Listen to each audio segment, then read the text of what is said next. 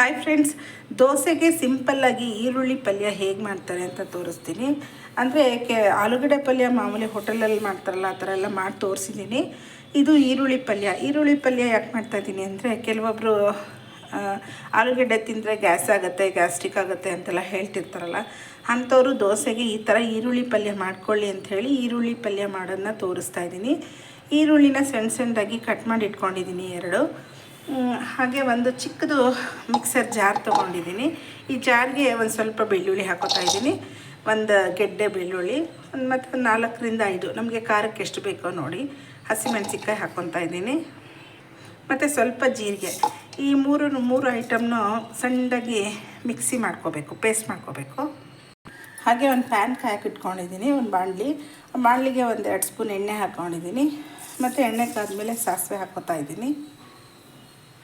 ಸಾಸಿವೆ ಚಟಪಟ ಅಂದಮೇಲೆ ಸಣ್ಣದಾಗಿ ಕಟ್ ಮಾಡ್ಕೊಂಡಿರೋ ಈರುಳ್ಳಿ ಹಾಕ್ಕೋಬೇಕು.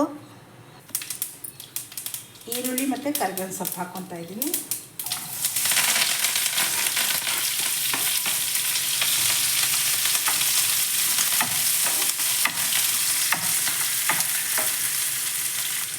ಹಾಗೆ ಈ ಹಸಿಮೆಣಸಿನ್ಕಾಯಿ ಏನು ರುಬ್ಕೊಂಡಿದ್ದೀವಲ್ಲ, ಹಸಿಮೆಣಸಿನ್ಕಾಯಿ, ಬೆಳ್ಳುಳ್ಳಿ ಮತ್ತು ಜೀರಿಗೆ ಹಾಕಿ ಏನು ನೀರು ಹಾಕಬಾರ್ದು, ಹಾಗೆ ಡ್ರೈಯಾಗಿ ಪೇಸ್ಟ್ ಮಾಡ್ಕೋಬೇಕು. ರುಬ್ಕೊಂಡಿರೋದನ್ನ ಹಾಕ್ಕೊತಾ ಇದ್ದೀನಿ. ಇದು ಸ್ವಲ್ಪ ಕೆಂಪಗಾಗಬೇಕು. ಸ್ವಲ್ಪ ಅರಿಶಿನ ಪುಡಿ ಹಾಕ್ಕೊತಾ ಇದ್ದೀನಿ ಮತ್ತು ಉಪ್ಪು. ನಮಗೆ ಈರುಳ್ಳಿ ಎಲ್ಲ ಬೆಂದಿದೆ ಅಂತ ಅನಿಸಿದ ತಕ್ಷಣ ನಾವು ಸ್ವಲ್ಪ ಹುಣಸೆಹಣ್ಣಿನ ರಸ ಹಾಕ್ಕೋಬೇಕು.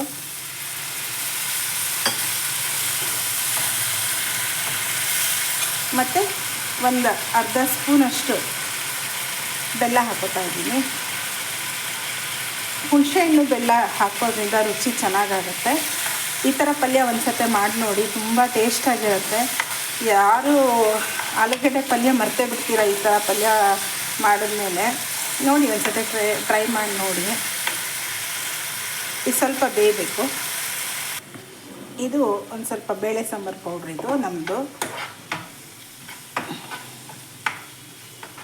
ಮತ್ತು ಒಂದೇ ಒಂದು ಸ್ಪೂನು ಕಡಲೆ ಹಿಟ್ಟನ್ನ ನೀರಲ್ಲಿ ಕಲಸಿಟ್ಕೊಂಡಿದ್ದೀನಿ. ಕಡಲೆ ಹಿಟ್ಟು ಅಂದರೆ ಬೋಂಡದ ಹಿಟ್ಟು, ಬೋಂಡ ಮಾಡ್ತೀವಲ್ಲ ಆ ಹಿಟ್ಟು, ಸ್ವಲ್ಪ ನೀರಲ್ಲಿ ಕಲಸಿ ಗಂಟಿಲ್ದಂಗೆ ಕಲಿಸ್ಕೊಂಡಿರೋದನ್ನ ಇದಕ್ಕೆ ಹಾಕ್ಕೊತಾ ಇದ್ದೀನಿ.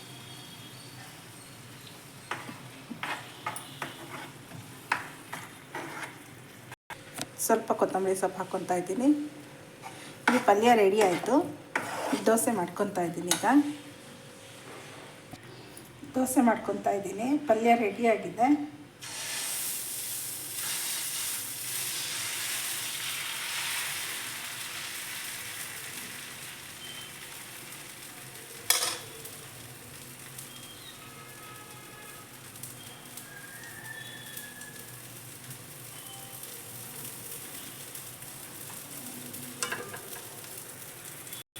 ದೋಸೆ ಕೂಡ ರೆಡಿ ಆಯಿತು.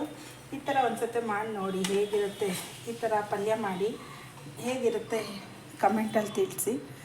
ಈರುಳ್ಳಿ ಪಲ್ಯ ಜೊತೆಗೆ ದೋಸೆ. Thank you.